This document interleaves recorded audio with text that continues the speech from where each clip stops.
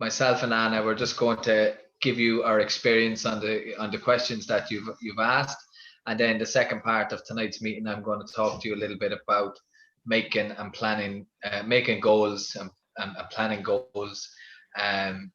Talk about the stumbling blocks that we need to watch out for when we're trying to achieve these goals. And also going to talk about building a strong mindset. Okay, I think that's very, very important, and I think you will learn. I think you will learn a lot from it, and you can add it to your own training camp, but also add it to your life. I think small little things. They're small things, but they're actually big in the grand scheme of things. They can have a very positive effect on your life. And then we will finish with the benefits of reaching our goals. What's in it for us? What's the reward? So we talk a little bit about that. Yeah. Anna wants to do some housekeeping. No, we're good. Just mute. Just if everybody could stay muted, just because it avoids distractions. We have a lot of people on, which is great. We have a great turnout tonight. So if you could just make sure you're muted, that'd be great.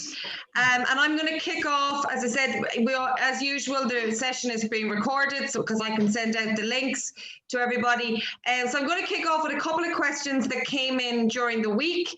As I said, and as we go forward, if anything arises during the week, just don't be afraid to ping it across in an email to me, and we'll address it here. And addressing it here means that everybody gets the benefits of your questions. So I'm just going to start off. There's a couple of questions came in. So I just want to...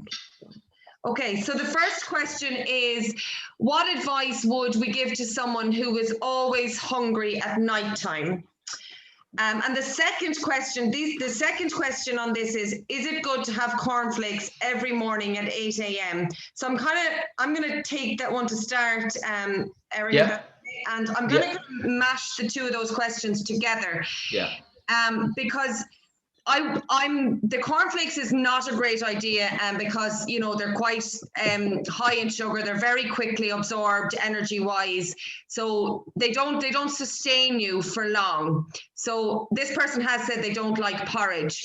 So if you do like porridge, it would be a better replacement for cornflakes, or even something like all bran, or something that's very natural and that will take longer to go through your system. For this person who doesn't like porridge, and for anybody, a good idea at breakfast is a protein. So to have a protein, which could be eggs, or any kind of eggs, really. Omelets are a great way. I love omelets because they're a great way of getting your eggs, and you can throw all the veg you want, and you can really get so much nutrients into one very quick, very easy meal. So I think omelets are my go-to. If ever I think I've nothing to eat, have eggs and some veg. And also, if you're not an egg fan, having something like a natural full-fat yogurt, not a low-fat, a natural full-fat yogurt with some berries and some nuts and seeds in it. And then that's adding your protein into it as well, which slows down the yogurt and slows down the fruit. And also, so why I'm mashing the nighttime question in with the cornflakes is because by having the protein in the morning, it will sustain you for longer. Having more protein throughout the day will try to alleviate that hunger at nighttime. So routine also around your eating can help alleviate that hunger at nighttime. So try and be eating your meals around the same time each day. So that's Eric. If you have anything to add to that, please feel free. No, I just think that's fairly spot on. But another little tip as well is sometimes we think we're hungry when we're just thirsty. So it's if you continue to sustain your hydration limits throughout the day, keep sipping on the water. It will definitely take that hunger off you that you feel in the evening. And normally when you're dehydrated, you can tend to be picking at foods around the presses and stuff. But, it's just another little tip that will help wean that hunger in the evening. Or again, we talk about those little healthy snacks in the evening. So maybe try and find what is very nutritious. Not talking about not eating in the evening. Try and get something whether after your dinner. It depends on what time you have your dinner. It also depends on what you're eating throughout the day. If you have a very I always say you should have a very substantial kind of a breakfast. Like, when Anna was talking about the protein, the omelets, and that, I love an omelet as well, and it's good to have even a slice of toast, brown bread toast, or wholemeal bread, just to go along with it, to give you that added carbs, so you have to give you energy throughout the day. But when you have a good substantial breakfast, you can tend to approach your day with a lot more energy, because we're after sleeping for 8-9 hours, if you're lucky, and the body wakes up dehydrated. It also wakes up starving, believe it or not. Sometimes people just get a coffee and they run out the door, or they get, like as Anna said, there's something that's very high in sugar, and something that just fills you for half an hour, and then you're hungry again afterwards, like a quick bowl of cornflakes or Frosties or stuff like that. So if you can actually put a bit of time, and I will talk later on in this meeting about time, about planning and organizing and preparation. If you can actually put a bit of thought in the evening beforehand, get a good substantial breakfast, you will actually burn a lot more calories throughout the day then, because you're hitting the ground running. You've a very good breakfast in you, you have very good hydration, have that pint of water in the morning and get out the door, and you'll feel, a lot more energy for the day ahead. So yeah. Perfect. Great. I hope that answers that question. If that person would like any more, some snack suggestions like that, the good healthy snacks in the evenings, just drop me another email. Is it a good idea to eating 2 sliced brown bread toasted every morning? So that's kind of going into the same question. Again, it depends on, as Eric says, what you eat it with. If you have it with your eggs, absolutely, there's no issue with that. Having protein and your carbs together is a great start to the day, as Eric said, so there's no issue with that. How to deal with right groin pain I've had for a while, and how to rid the pain, especially in bed. Eric, I might pass this one over to you. Where's the pain? Sorry, Anna, where is the pain? In the right groin. Oh, the right groin. Actually, I have pain in my left groin right now at the moment, and it is quite sore. Again, it's one of those things that you hopefully it's something that will work itself out through maybe some self-rehabilitation exercises and small stretches and stuff. But I will demonstrate a couple of them now in a second. But if these don't really work, and it's pretty sore, and it's stopping you from getting out and walking, it's stopping you from jogging, it's really affecting your life, then you will need to see a chartered physiotherapist. But just going to stand up now for 1 second. I'm also going to pin myself so I can make sure I can see the whole screen just for a second. So I'm going to plug out the headphones just for 1 second. So you're going to lose my head. You're going to lose my head just for a second. But it's the groin exercises. So lift the knee up and bring around. Lift the knee up and bring around in that position. Okay, I'm going to bring the screen down another little tiny bit. Just another little bit. Yeah. So lift up, bring it out. Lift up, bring it out. So a couple of those exercises. Also back the other way. Back the other way.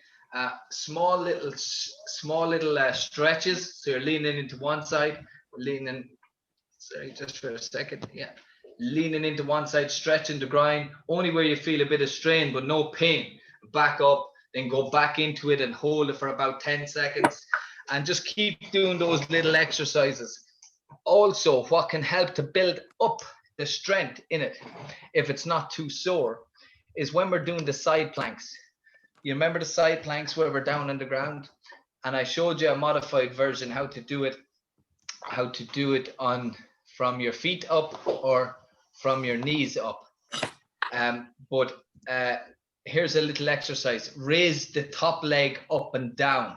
Okay, so imagine I'm in my side plank position, lying on my side. I have my left leg on top of my right. I'm lying on my right side, and I lift my left foot up and down, just small little movements, 6-inch movements, and that builds up the groin, and it can build up the strength around the muscles around the groin too, like the hamstring and the quad and your IT band and your glute, and that will help to protect it and hopefully take the pressure off it. But as I said, if you find that side plank too difficult, you can still do it from your knee up and just raise the knee up, like from the demonstration I showed last week. And if all of this kind of fails and it's still very, very sore, then you may need to see a charter physiotherapist. Yeah, and I'll just add into that as well. Another thing that could help is yoga is very good for this, and everybody has been sent a link to the program we're running kind of alongside this, Eric, is the yoga program. So I would highly recommend that for stretching and flexibility and mobility. So, you know, and I swear by it for recovery and keeping me right. So. Yeah. Absolutely, yoga and Pilates and all those kind of things are brilliant for mobility and for core strength and stability with all of your muscles. Absolutely. And then just the last question: can I eat a banana before starting walking for 30 minutes at lunchtime? And I would say yes to this. Yeah, banana's okay, but like bananas, because people think it's fruit, and we need fruit and veg into our body every single day, but bananas are high in sugar, so you want to be sometimes I like a banana for, let's say I'm gone off and I'm running a big long run, I'm doing a 10K or something, and I'm off in the woods or something, and I'm about 20 minutes from my home and I have to get into the car, or I'm gone off to play a five-a-side football match with somebody, or I'm meeting a friend, and a banana is very good for a snack like that if you need it straight after something.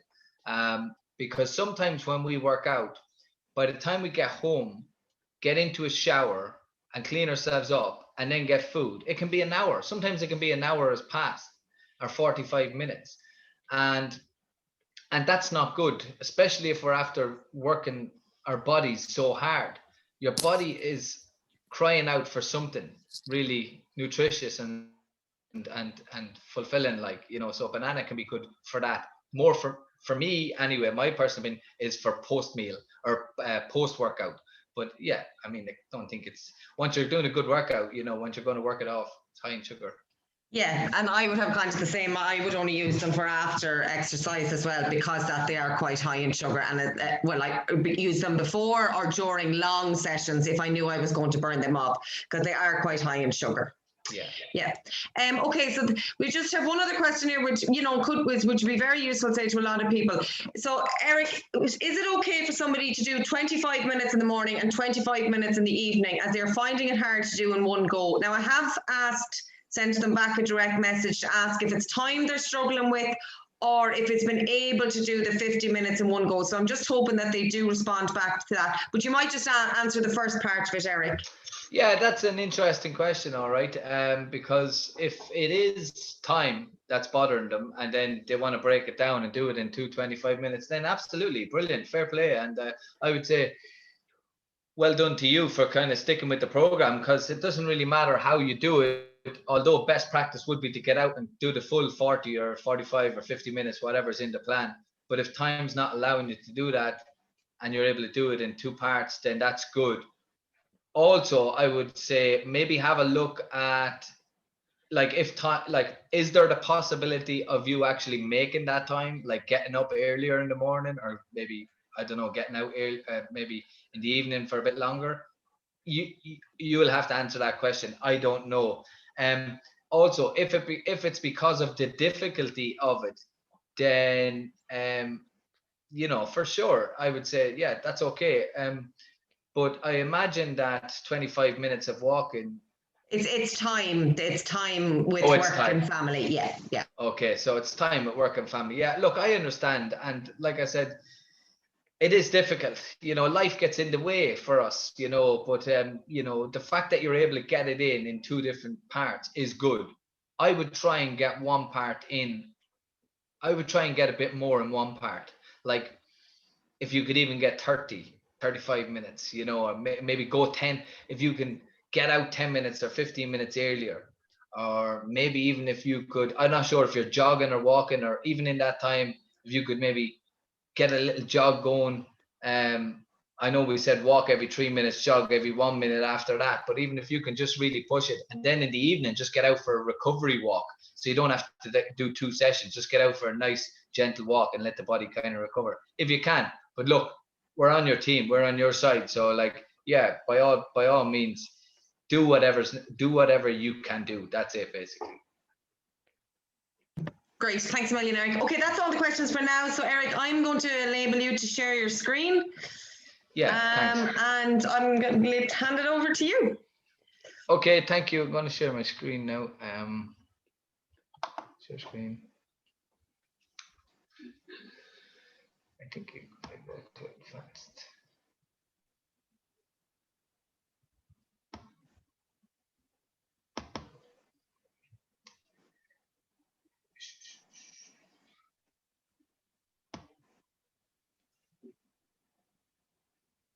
Yeah, so just let me know if you can see the screen sharing there.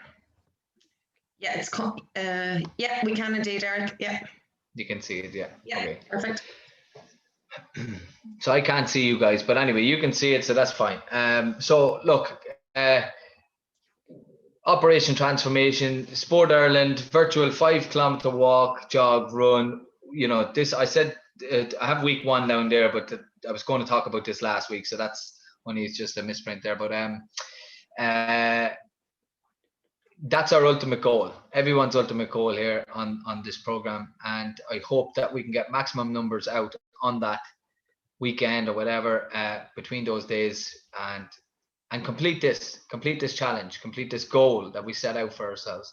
So anyway, I'm going to talk a little bit about making plans and goal setting. Okay, so because sometimes people might struggle with this and they might just wonder, like, you know, how do I set out, you know, they know what the goal is, but they don't know how to go about making it happen. Okay, so I break it down into 3 different things: the what, the how, and the why. Okay, so that's how I break it down. The what is the identification. Okay, so you identify what it is you want to do, and this is where you have to be realistic as well. You have to be realistic. So like, I'm not going, like, you know, you can't just say, like, you know, if you haven't got a degree or a master's, that you want to get a PhD. You know, I'm going to get a PhD. Or if you haven't, like, as I said before, if you haven't walked 5K and you say, I want to do a marathon, you know, you have to be realistic and be honest with yourself. So the identification would be to identify the goal that you want to achieve. And the one that we're going to do in a few weeks' time is definitely one that I think everybody can achieve. Okay, so the information is the how. How am I going to do this? So that's the information. You need to go and gather up the information of how you're going to do this. And that's where we're involved. You know, the Kildare Sports Partnership, myself, Anna, and other people that are your peers, other group members that are involved in this whole challenge, helping each other. Okay, and we learn from each other. And I set out a plan for you. So that's your information. This is your information. 2 classes with me a week, 3 classes, three training sessions on your own. And if you can complete 80% of my training program, I have absolutely no doubt in my mind that you will get there. So that's our information. The number one, I think, what would you say, the ingredient in making plans and goals is the why. And that's your motivation. Okay, so the motivation is the driving factor behind your goal. You know, so when you feel down and when you feel like giving up and you feel like lethargic and lousy and all those things, you bring it back to the why. Why am I doing this? You know, that's your motivation. So it might be for somebody, say, who has small kids and they're not able to play with the kids, you know, because they might be overweight and they're not able to get out and run around or kick football with their son or their daughter or whatever. And, you know, that can be very embarrassing for them and it can be humiliating. So they might want to say, like, I want to be able to enjoy my, you know, some time with my kids. I want to be able to get out and go. I want to, you know, I might see other people running 5Ks and doing park runs. I'd love to be able to do that. You know, I wish I could do that. This is our motivation. You know, it's a desire that we have inside. So the motivation for everybody should be the driving factor, and it should be something that you can refer to anytime the going gets tough. Okay, So I just have a few notes down along here, so I'll be looking at them as I'm going along. So the reward as well, you know, it's like there has to be something in it for all of us. I find, what's the point in doing anything if there's not going to be a reward? You know, like, why do I box? I box because I want to be a champion. I know I'm not going to be able to box forever because my body won't allow me to do that and age catches up on me. But I have a dream to become a European champion. And I'm very, very close to making that become a reality. Now, there's a lot of hurdles ahead of me, but like, it's still a goal that I hold dearly. And I keep thinking back to, why do I want that to be? Like, why do I want that goal? And the reason I want it is because I believe if I can become the champion of Europe after being retired for 3 years and after missing out on so many opportunities in the past, it will be like me making amends to myself and to all the people that helped me along the way, especially when I failed on several occasions in the past. You know, I think I will be contented and I will be fulfilled and it'll be a satisfaction and my kids will be proud of me, and forever and ever I will be known as a European champion.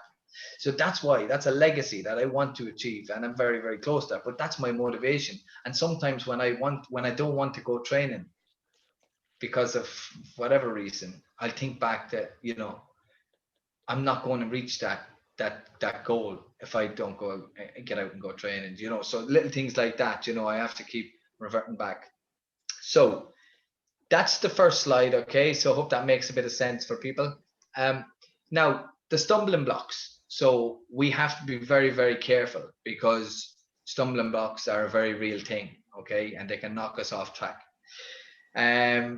So, you know, excuses, you know, we're the best in the world for making excuses. You know, I'm tired, you know, I'm sore, the weather's too bad. You know, we gotta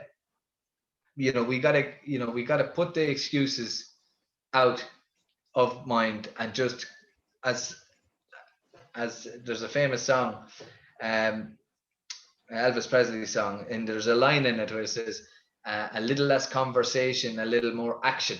You know, we got to stop thinking and doing.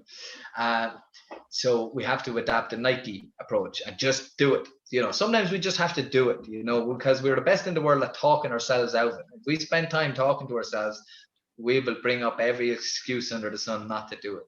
Very little to do it. Okay, so that's that one. So organizing and preparing. Okay, this is where we can fall, and we spoke about this at the start with not having, you know, the right foods, or not preparing your meal for the day, or not trying to prepare and have something nutritious and healthy when you come home from a long day's work. What do we do if we don't have that preparation or the organization up to the level that we needed? Damn, I'm hungry, I'm on the way home, I'm tired, I don't feel like cooking, I'll ring the chipper, you know, we get a takeaway, we go to the drive-through, little things like that. I get a meal out of the shop and just heat it up or whatever. These are things, you know, that stop us, you know. So there's a saying that I love. It's called, failing to prepare is preparing to fail. Okay, so you have to prepare for your day ahead, and you prepare for that with obviously your water, your meals, and then of course your physical activity, what you're going to do that day, what kind of training you're going to do. And sometimes people get a little bit overwhelmed by all of this. Don't be overwhelmed. Break it down. You know, look for the meals that are simple and easy to cook, and ones that you can freeze as well. It's okay. Some meals that you can cook, like stir fries, they can be frozen and stuff, and you can have them in the freezer for 2 days, 3 days, 4 days even. So, like, you know, there is plenty of alternatives than just grabbing that quick takeaway or, you know, unhealthy meal, you know, because when we do that, then I'll get to self-sabotaging in a minute. We beat ourselves up then, you know, we give out to ourselves. But anyway, let's move on to procrastination. Okay, so procrastination and comfortability are the enemies to progress. Okay, so they stop us from progressing, because we keep waiting and waiting, and we put it off and we put it off and we put it off, and we get comfortable. We get very, very comfortable in our surroundings. And if we talk about progression and we talk about achieving things and pushing our boundaries, that has to be action based, and it also has to be sometimes discomforting. So I'm not saying that it has to be an agony or anything like that associated with, but it has to be discomforting in the sense that you're stepping outside of your normal day-to-day surroundings. You're pushing the boundaries, you're raising the bar. Okay, so that's what we should strive for. Let me see what else. Shortcomings. Okay, so shortcomings are when you set out a plan for yourself and you're failing to reach a certain standard that you set out for yourself. And this standard might be to drink 3 liters or 2 liters of water a day, and you're drinking only 1. Why are you doing that? Ask yourself the question, why am I coming up short here?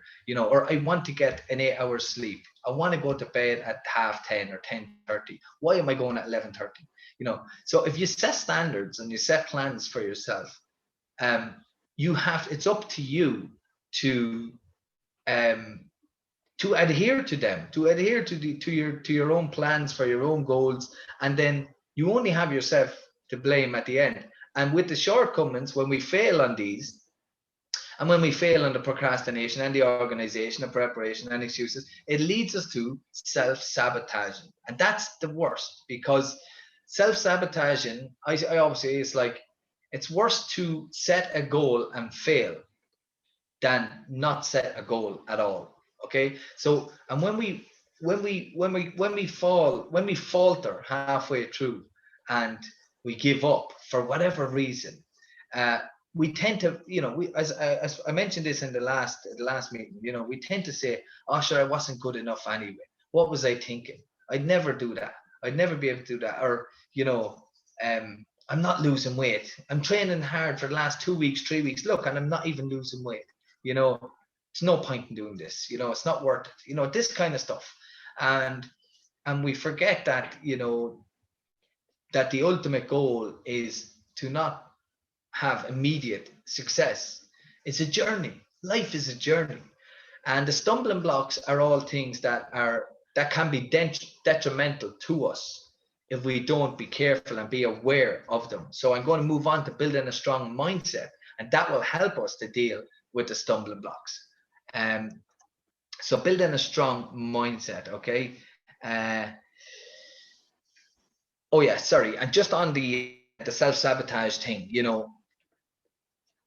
I have a line there underneath that I never mentioned. We can be our own best friend or our own worst enemy, and you have to be careful with yourself and remember that. What do you want to be? Your own best friend or your own worst enemy? So building a strong mindset. Okay, now first of all, I'm going to say to everybody, we are all stronger than we think. Every single one of us. I'm even stronger than I think I am. And we're stronger than we think. Okay. We don't realize what's in reserve, what's deep down there inside of us. There's a strength, there's a resilience. Sometimes we just have to unlock it. What do we need? So the first thing I think for building a strong mindset is you need belief, and you have to be honest. Honesty to yourself, belief in yourself. If you don't believe in yourself, how can you achieve something that needs to be believed to achieve? You understand? So if you're doubting yourself all the time, then you're putting yourself at a disadvantage. So you need to start now believing in yourself in the best way possible, not doubting yourself, but believing in yourself. And if you don't, then you have to ask yourself and be honest, be really, really honest, and ask yourself, why don't I believe in myself? What is the stumbling blocks there? What's wrong? What is wrong with me and my goals that I am doubting myself? And if you can kind of unearth that and identify what that actually is, then you can work on it, maybe turn it around, talk about it. Maybe something that sometimes there's things that bother people that they don't talk about. So if you feel comfortable speaking about something with a friend or whatever, or a mentor or anybody like that, it takes the power out of these things. Like, say for example, like I could be saying, like, a confidence issue. It could be someone that has no confidence. I meet so many people who have no confidence, and the reality is we all have confidence. Every single one of us have confidence. It's a part of our being, confidence. We just don't know how to unlock it, and we don't know how to let it shine through. But confidence really is just being yourself, your true self, and not caring about what others think. That's being confident, okay? You being happy in your own skin and being free. And I think health and well-being and exercise and all these kind of things that you're doing now can help with that. Okay, so we're going to look at the next one. Honesty is a very important one too, okay? So be honest with yourself. So here's the one that I like. I really love this. I love them all, but this part here. Who are you? Okay. So who are you? It's almost like it's our identity. Who are we? What are we about? What makes us tick? What is our, what's my character? Who am I? Like, it might be your family. You might be proud of your family. You might be proud of your past. You might be proud of your team, your sport, proud of yourself. Like, it goes back to what you're made of, what you are made of. What kind of adversity did you overcome in life? What was your journey through life like? What was your experiences like? Because most of us, especially most people on this program now, we've had a good bit of life experience under our belt. So it hasn't always been plain sailing. Life is tough. So we have to dig down into our past, into our experiences, into the journey that we've been on to get to this point, and see that we're still standing. We are made of stern stuff, strong stuff, and we got to use that as fuel to feed ourselves and to build ourselves up in order to kind of keep moving forward. So that's when I say we are stronger than we think. We don't realize that the past, we didn't get here by smooth plain sailing. We all had to deal with a lot of obstacles in life, and no matter what background you're from, no matter what kind of education you have, no matter what kind of gender you are, we all overcome obstacles and adversity in life. And we got to draw from that to give us the resilience and strength that going forward. So in other words, I'm talking about, we all have a fighting spirit inside of us. You got to bring that fighting spirit out when you're going to achieve something, especially when the going gets tough. Okay, when the going gets tough, the tough get going. Bring out that little fighter inside of you. Okay, so that's the other one. That's the who are you. Next one, commitment, routine, and consistency. These are so important to building a strong mindset. Okay, so if we make a commitment, that means we are dedicated. Okay, we are really dedicated to the plan ahead, to the challenge, to the task, whatever it is.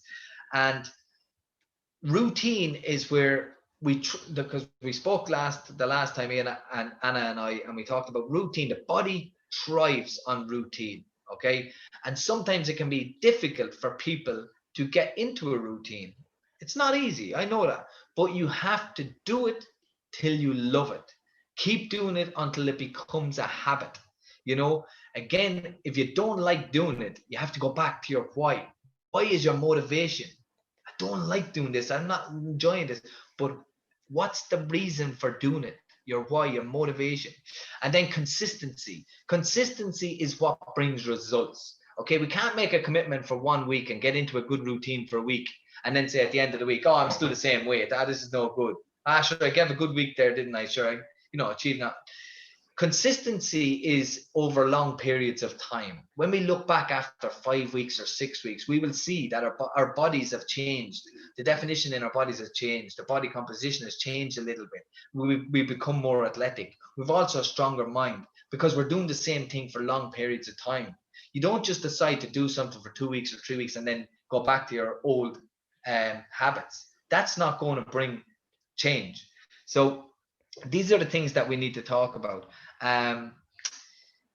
The commitment, dedication, dedication. So 100%. Okay. And when you make a commitment, remember, it's easy for us to to be physically active and to be consistent in our training and everything when we're happy. Okay. When things are going well, when I'm in a good place in life, when life is kind to me, it's easy for me to do all of these things. It's convenient. But a commitment means that you will get out and do what you have to do, whether it's convenient or inconvenient. Regardless, you just have the blinkers on.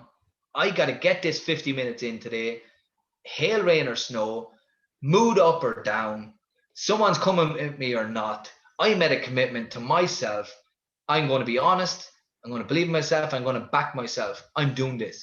And when you start doing that, you start to become really resilient and really strong minded. And this is very important. So it's easy to do it when it's convenient, not as easy when it's inconvenient. But that's what separates the successful from the not so successful. They're ones that get out and do it when it's inconvenient. We'll look at the next part.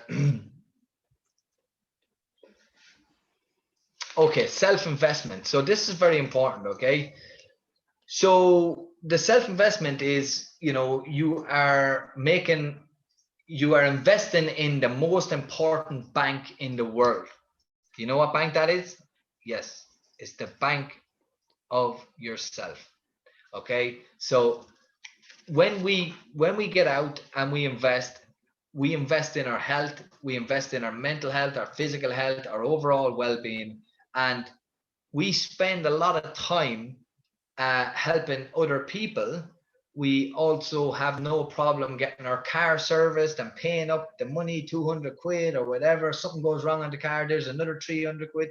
We've no problem getting the house done up, getting the garden done up. And these are all lovely things. Don't get me wrong. They're lovely and it's great to do that. It's great to look after your house and your car. And that's, you're taking care of the things. But what about yourself? Are you investing in yourself? Are you spending that time, that the most valuable commodity we have, the time? Are you spending the time on yourself? So we need to give a little bit more time and look at ourselves as being very important individuals. Okay. As I said before about the house and the cars, we've no problem. We don't even think twice about spending money or spending time on them.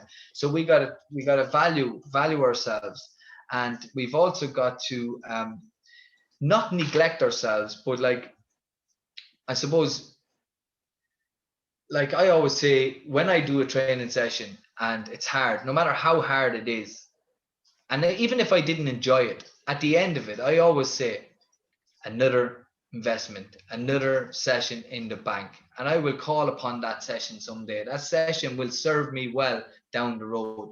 Okay, so the ultimate goal is your self-investing, and do not forget that. Next, the storytelling. Okay, so the storytelling, I'm talking about the stories we tell ourselves. Okay, that little voice, that I call it the angel and the devil. Okay, it's very, very important.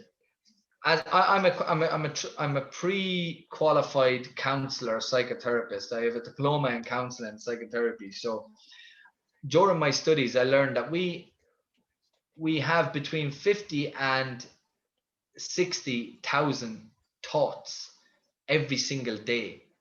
So you can imagine the thoughts that's running through our brain and running through our head on a daily basis. Absolutely humongous. But what we will tend to do, we're the best in the world, human beings, we're the best at it, is we'll pluck out of the 50, 60,000 words or thoughts going through our head and images, the big negative one about ourselves or about that somebody said or whatever. And we will ruminate around it, think about it, make it bigger, amplify it, maximize it. And then we can spend ourselves worrying and just worrying about it and spending our times comparing ourselves to others and spend our time putting ourselves down, all this kind of stuff. Anyways, the reason I'm telling you that is these thoughts and these images and all that go through it, let them go. Let them flow through, because everybody gets them. Everybody does. There's nothing new. It's nothing happening to you. It's just normal things. The body's and the mind is just operating at such a high level, and your eyes and your vision is taking in so much information. Just let it be. Just let it all be, and try not to pluck out big negative things, you know. And even if you catch yourself doing that, get up and get active, and try not to sit and ponder on worrying.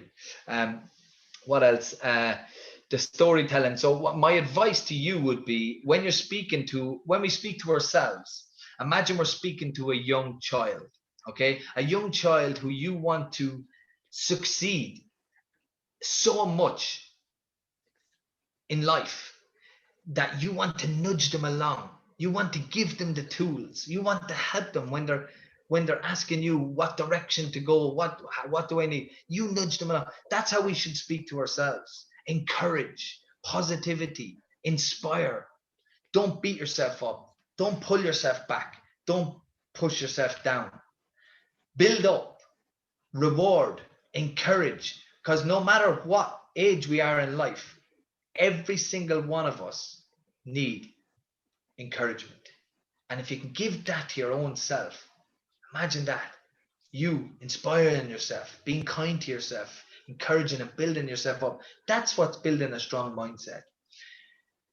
So don't forget that, because we all have that inner child inside of us. We all have that inner child, and that's the child I want you to connect with. Connect with that child and bring, positive affirmation. Positive affirmation. The last one I'm talking about is progression over perfection. And when you have a strong mindset, that you can understand that you are not searching for perfection, because nobody's perfect, but you know that the journey through life is the destination. The journey is the destination. So if you have a bad day, you can compartmentalize and put that bad day to the back. Just park it and just say, look, I had a bad day. I ate a bit of chocolate. I ate some crisps. Oh, I feel terrible bad. Yes, okay, feel bad, but don't feel bad for long. Park it, put it away, and say, tomorrow's a new day. The best time to start your day for anybody is the morning time. Okay? But that doesn't mean we can't start our day if we don't have a good morning. It means you can start it again at lunchtime and say, right, put the morning away, I'm going again. And if you have a bad morning and a bad lunchtime, put them away and have started at the evening time. Okay? So we can start it anytime we want. We can begin anytime we want. Progression. That's all we're searching for. That's all we strive for. And it's only you against you. Remember that. Nobody else. You're not in competition with anybody else. You're just trying to be better today than you were yesterday. All right. So I think with the progression over perfection is sometimes we just have to turn up, right? Turning up is progress. If you don't turn up to the class tomorrow morning for say your own choice, you have the time and everything, but you don't turn up, then you can't progress. Okay? You can't progress because you're not there. Now, if you can't do it because of time and you're going to do it later on, that's fine. That's no problem. All I would say is just turn up. Turn up. Because if you turn up, you give yourself a chance. It's like the analogy I use, the bike analogy. Nobody can learn how to cycle a bike unless you get on the bike. Okay? You have to get onto the bike to learn how to cycle. You can't learn it any other way. So it's about that, just taking that chance, taking that risk. Okay, so the next part is reaching our goals, right? So this is, the ultimate, the reward for us at the end. And I'm nearly there, guys, not long left. I hope I'm not boring you. So reaching our goals, the number one is the satisfaction, that feeling, that relief. I remember winning the European bronze medal in Moscow in 2010. I was after boxing in 4 European championships over a period of 8 years. Sorry, 3. I won the medal on my fourth. So I had 3 European Championships over a period of 8 years. And I kind of almost resigned to the fact that I might not get a medal. I didn't give up hope completely. But I just thought, it's becoming more difficult now. That's 3 times I'm after failing. Then in 2010, I went to the European Championships in Moscow, and I had to win 3 fights, and I won 3 fights, and I got the bronze medal. And I lost in the semi-final, but that didn't matter. I went further than I ever went before, and I got down to the last 4 of about 60 people, 60 boxers from countries around the world, some of the strongest boxing nations in the world. And I remember thinking, the relief, that relief, that monkey off the back. Wow, I done it. I never gave up. Even though sometimes I doubted and I wondered, but I kept going. I just did not quit, and I got there. It's an achievement, okay? So it's an achievement, whatever it is. In a few weeks' time, I want to see. Do you see the little picture there beside? I want to see every one of you fist pumped in the air, and yes, fair play to myself. Give yourself a good pat on the back, because you'll deserve it. So that's what reaching goals does. It brings a good sense of satisfaction, achievement, confidence. Okay, so this is another thing: the confidence that we will build from reaching our goals. Because instead of saying I failed, you'll say I succeeded, and you will say it in such a self-assured way. I succeeded. I reached my goal. I reached my target, and I feel good and I feel proud. And it's got to give you a good sense of confidence about yourself. And then the build up to the training camp with friends, engaging with people, doing an online class, all of this adds to our confidence. And when you are doing what your body is designed to do, like being proactive and being productive, that brings a sense of confidence and a feeling of confidence.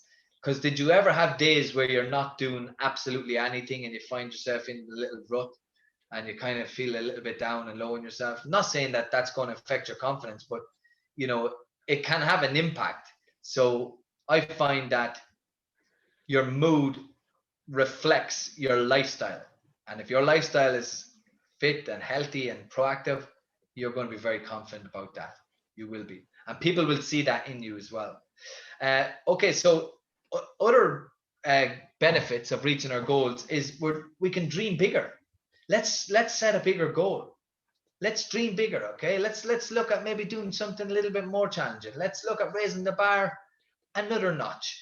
Okay, so because we've achieved this, doesn't mean now we have to stop and rest on our laurels. No, we're going to push ourselves outside of our comfort zone again and move on to the next chapter.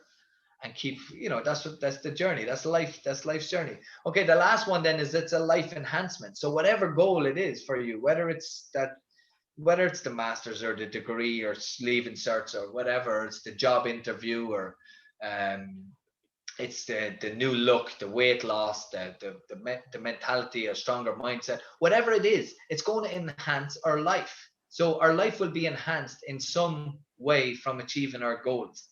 When you reach a goal, when you get to that top of the mountain, life doesn't stay the same. It's enhanced a little bit. It's a little bit richer from the journey you've been on, and a little bit more sweet and satisfying. That's it. The last one here is just benefits of regular physical activity. We'll have an increase in energy and fitness, better sleep patterns, healthier eating habits, socializing and networking, making new friends, developing your ability developing our ability and skills, keeping your health in balance. Okay, keeping the doctor away, for another day at least, and then generating the positive feelings. Okay, what we feel about ourselves: happiness, confidence, self-esteem, respect, uplifting mood, completely uplifting. Okay, so that's my little spiel for tonight. I hope everybody enjoyed it. I'm just going to stop sharing now and get back to you. So great. Thanks a million, Eric. That was brilliant. I really enjoyed that. Lots of takeaway bits. yeah, I can't get back into his. There he is. Have you lost us? I'm only on, I don't know. I've only 4 people here. Oh, I need to stop sharing. Yeah, stop sharing. Yeah, there we go. No, you're back. Yeah, hello. I can see us all now. Yeah. So, Okay. yeah. So look, that's it. You know, hopefully you got something from that. There can be something, maybe a little nugget in there that you can apply to your own life. But it's a lot of that stuff. It's not rocket science. A lot of that stuff is the stuff that we have, the stuff that we already know. We just sometimes need to remind ourselves of it. Okay. Brilliant. It was great, Eric. God, I really, really enjoyed that. And I think lots of people will get lots of little nuggets out of that. And we just have one question that came in there when you were on. Thanks for the motivation. I have been doing 10,000 steps and shifted 3 stone in a year. So well done to that person. First of all, fair play That's to you. brilliant. Amazing, yeah. But I can't seem to run for anything more than 100 meters, walk and run again. Is that okay? So I'm not sure if they're looking for tips to maybe up the running. I'm not really sure, but they're saying, this person is saying that they can't run for anything more than 100 meters, walk and then run again. Yeah, well, I mean, like it is practice, the steps thing is brilliant. What I would start doing is power walking. Maybe you are power walking, but maybe going in a little bit faster than a normal walk, and really rapid walking, and almost like between a walk and a run. And then that might help you to kind of just boost your boost your cardiovascular system to a different level. Because what's happening is, I think when you're going from your walking to your running, you're using a different energy system, and your energy system there isn't built up strong enough yet. But don't be disheartened, because everything you do is going to add to it. Everything that you do, it just might take a little bit of time. It goes back to what I mentioned about the consistency. Consistency is the key, and the results are not immediate. The results are over long periods of time. But believe in the process and believe in yourself and keep pushing it, even if you can do 110 meters, 120, or even if you stop after 100 and you go into a brisk walk instead of going back to a slower walk. And breathing helps as well. Try and control your breathing when you're doing this. And bring the run down as well. It doesn't have to be fast. Bring it right down to a nice, comfortable, just a jog, So see what you can do there. Brilliant. Thanks, Eric. And just someone says, all those achievements, well done. You look so young. Another motivation. That's from Joan. So you definitely have an admirer in Joan. Thank you. That was very interesting. Really enjoyed it. Thanks, Eric. So yeah, absolutely. Thanks a million to everybody for tuning in tonight. It's great to see the consistency in so many numbers.